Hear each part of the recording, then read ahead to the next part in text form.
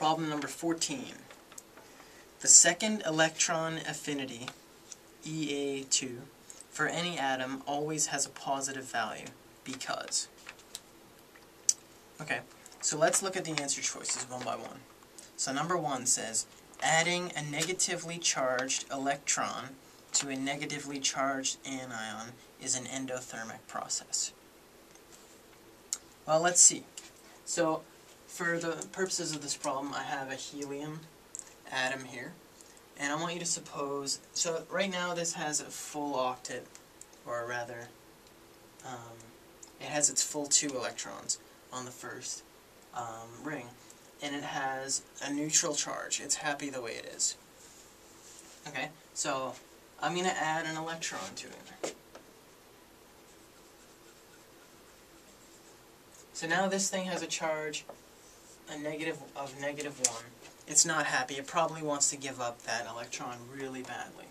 So now this problem is talking about the second electron affinity. So let's see.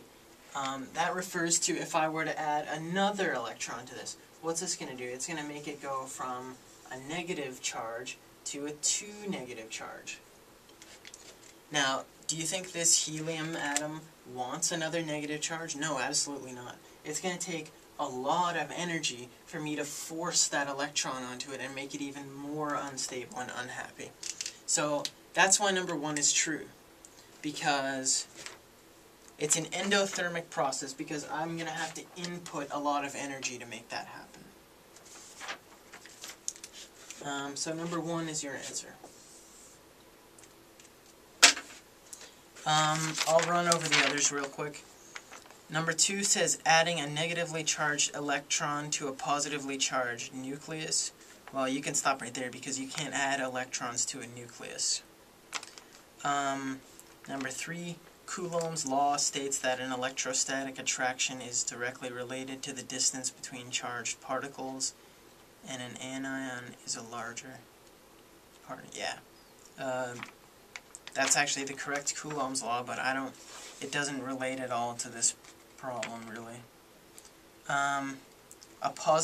Number 4, a positively charged cation is formed.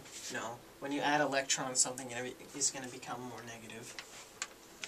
And number 5, when the negative Ea1 of one atom bonds to the negative Ea of another atom. Yeah, it's not the electron affinities that are bonding, and this problem actually has nothing to do with bonding, so.